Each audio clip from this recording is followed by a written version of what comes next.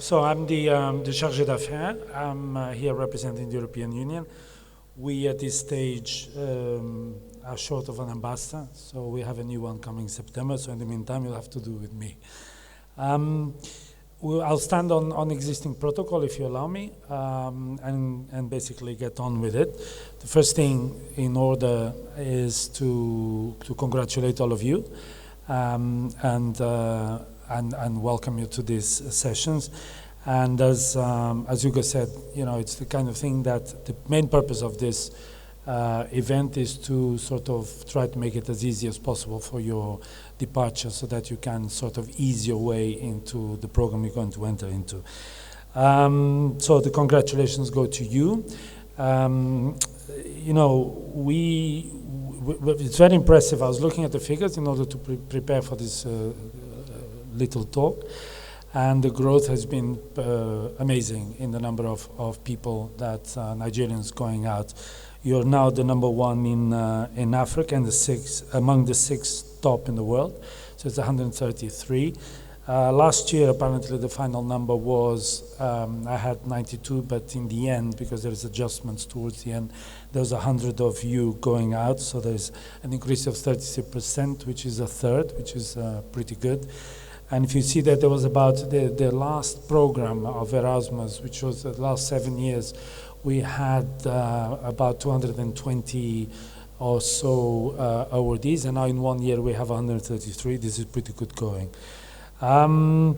This is an excellent, I mean, something that I don't want to show my age, but I remember at the inception of this, I myself studied away. I went to school and then university in the UK, so I'm not with the program, but you know, and I think I only had to gain with it.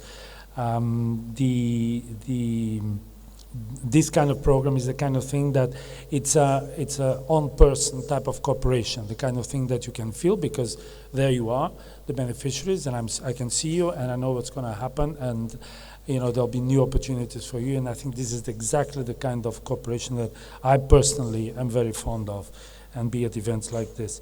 One point which is a good point to be made, and there's I saw there is a billboard out there that brings up this topic, is that this is an example of regular migration. You can migrate for many reasons. You can migrate in search of a better living, for a new job, for medical reasons as well, and also for education. So this is the kind of point, it's a plus point for you and for us in conversation. It's not all bad on the migration front. There'll be much learning.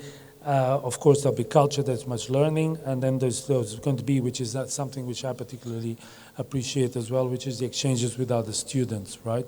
Because it's not only in Europe, but away as well. Obviously, you will be ambassadors of Nigeria in Europe, and you know, and there is a benefit for you, for your country as well, in that, you know, as you go out, people will learn more about Nigeria, and sometimes and seeing the crop and dispel some of the prejudices that may exist as well. I think that's very important. You know, as Hugo said, you'll hear from alumni, and I'll leave that at that. We don't have much time later on in the sessions, and I think that's absolutely, you should listen to them carefully because they've been through it, and the ones that I've been in contact with only have good things to say. The origin of the program itself, you know, the Erasmus program is built on the belief that education and cultural exchanges of the youth are fundamental for the development of balanced societies.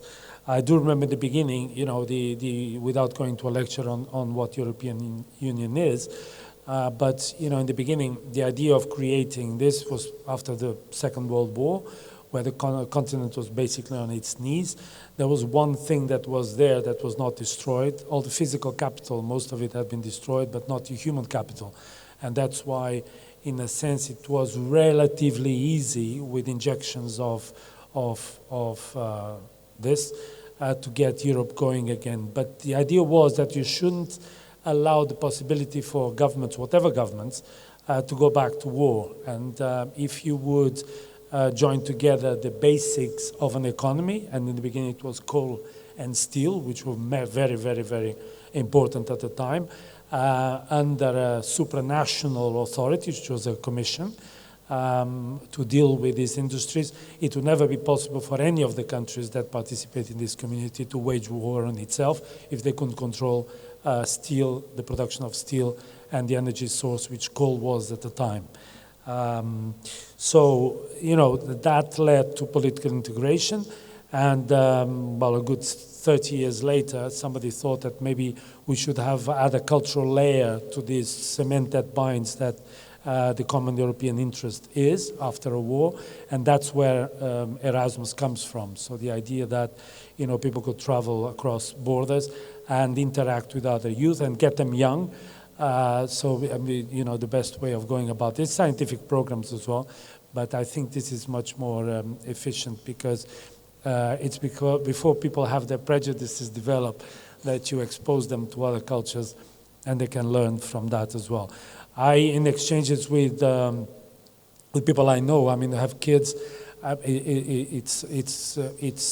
it's incredibly frequent in Europe how many of these kids have been on an Erasmus program, and that's what in Europe it's called the Erasmus generation, and that exists, it's not just a slogan.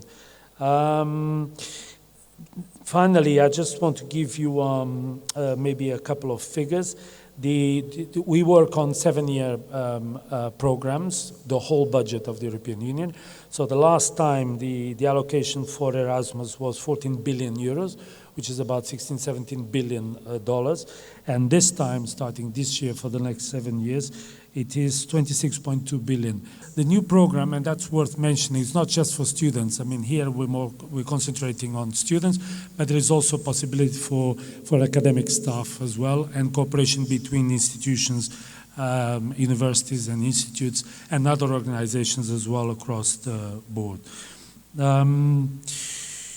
Right, so we already told you that there'll be the member states representatives, colleagues of mine will come in and then do the brief on their own countries, which I think is only appropriate. I hope you have a fruitful day here, and of course, because we need to get something out of you in the end, we also expect you when you come back that you become in this country or wherever you go ambassadors for the European Union as well. Thanks very much, I'll leave you at that.